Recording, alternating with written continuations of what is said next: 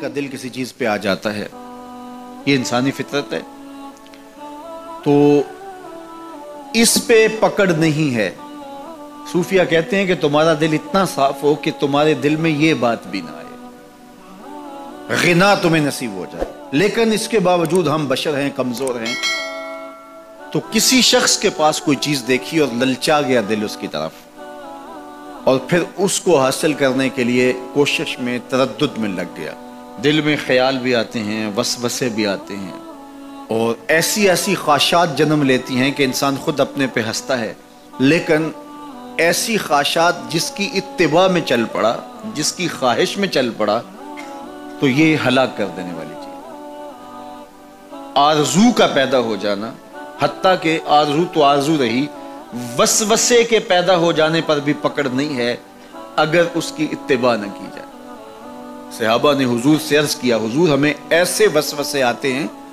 کہ اگر ہم بیان کر دیں تو قتل کر دیے جائیں، اتنا غلیظ خیال بعض اوقات انسان کے دل کی تختی پہ آتا ہے، دماغ کی سکرین پہ ابھرتا ہے۔ تو فرمایا کہ تم کیا کرتے ہو؟ تو انہوں نے کہا کہ ہم اس کو جھٹکنے کی کوشش کرتے ہیں، جب اس طرح کا کوئی خیال آتا ہے تو بندہ اس کو جھٹکتا ہے، دور کرتا ہے، اور بندہ خوف زدہ ہوتا ہے اور اللہ کی پناہ میں آتا ہے، اور اس کی ایک حالت ہوتی ہے۔ تو اس حالت کا انہوں نے ذکر کیا کہ ہم تو پھر یہ کرتے ہیں۔ تو فرمایا کہ ذالک صریح الایمان، یہ تمہارے واضح ایمان کی علامت ہے کہ اس وسوسے کے بعد جو تمہاری طبیعت میں بے چینی اور بیزاری پیدا ہوئی،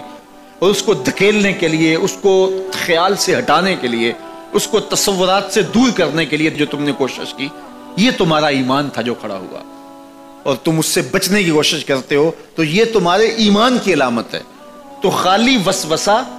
اگر کتنا ہی غلیظ کیوں نہ ہو، اگر اس وسوسے کو خیال کا حصہ بنا کے اس سوچ کو لذت کا سبب نہ بنا لیا جائے، حتیٰ کہ غیر محرم کے اوپر آپ کی نظر پڑ گئی، تو فرمایا النظرۃ الاولی لک والثانیۃ علیک، جو پہلی نظر تجھے حاصل ہوئی تو وہ تیرے لیے ہے، لیکن اگر تو نے نظر کا تتبع کیا اور پھر تیری نظر نے دوبارہ پیچھا کیا تو وہ تیرے اوپر وبال بن جائے گی۔ تو خواہش کا، وسوسے کا، اور کسی ایسی چیز کا دل اور دماغ کی سکرین پہ ابھرنا اور خیال پیدا ہو جانا، یہ کوئی بات نہیں ہے۔ انسانی زندگی کے اندر کتنے ہزار خیالات جو ہے وہ انسان کے دماغ میں جو ہے وہ پیدا ہوتے ہیں، اور پیدا ہو کر کے مٹتے ہیں، پھر نئے پیدا ہوتے ہیں۔ کبھی بھی انسان کا دماغ خالی نہیں رہتا، ہر وقت سوچتا ہے۔ آپ اگر یہ طے کر لیں کہ میں کچھ نہیں سوچنا، تو یہ سوچ رہے ہوں گے کہ میں کچھ نہیں سوچنا۔ یہ کبھی ہو نہیں سکتا کہ آپ کا دماغ ہو اور اس کے اندر جو ہے وہ کوئی خیال نہ چل رہا ہو، ہزاروں لاکھوں خیالات کا ایک ہجوم گزرتا ہے۔ تو انسان کا دل، دماغ اس طرح بھاگتا ہے۔ آپ اچھے لوگوں میں رہیں گے تو خیالات پاکیزہ ہوں گے۔ دیکھیے، آپ گندگی کے ڈھیر سے گزر رہے ہوں گے تو خیالات اسی طرح کے ہوں گے نا، اور اگر پھولوں کی روش سے گزر رہے ہوں گے، صحن چمن سے گزر رہیں گے تو خیال اس طرح کے ہوں گے نا۔ آپ جو ہے وہ کسی بازار سے گزر رہے ہوں گے تو خیال اس طرح کے ہوں گے، اور مدینے کی گلی سے گزر رہے ہوں گے تو پھر خیال اسی طرح کے ہوں گے نا۔ اس وقت آپ کے خیالوں کی دنیا کسی اور جہاں میں آباد ہے،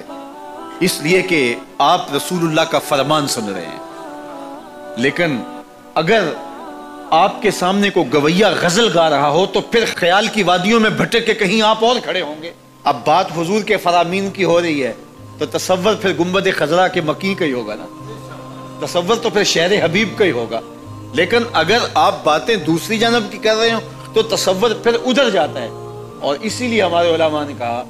کہ گانے کی طرز پہ نعت نہیں پڑھنی چاہیے، اس لیے کہ گانے کی جو معروف طرز ہوگی، جب اس طرز پہ نعت پڑھی جائے گی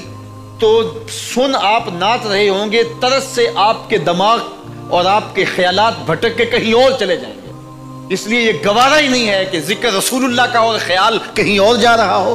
خیال آوارہ ہو اور بھٹک رہا ہو، جب تذکرہ حضور کا ہو رہا ہو تو خیال بھی گنبد خضرا کے مکی کا ہی ہونا چاہیے۔ تو یہ بات ذہن میں رکھیے گا کہ یہ انسانی زندگی کے اندر انسان کا خیال بھی بھٹکتا ہے، سوچیں بھی بھٹکتی ہیں، دل میں بھی کئی کچھ آتا ہے، لیکن پکڑ اور گرفت اس وقت ہوتی ہے جب انسان اس خیال پہ اپنے آپ کو اس راہ پہ ڈال دیتا ہے.